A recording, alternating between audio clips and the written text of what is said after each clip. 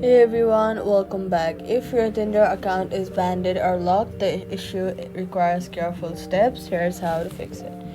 First, check that your email or in-app messages from check your email or in-app messages from Tinder.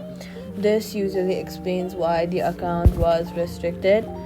Now, if your account is locked, verify your phone number and email again.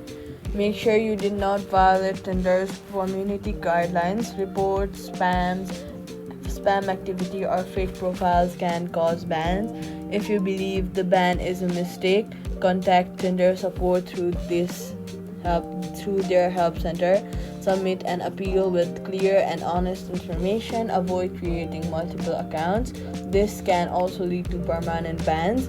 Only Tinder support can remove a ban, so appeals are the safest solution, and that's it. Subscribe for more quick fixes.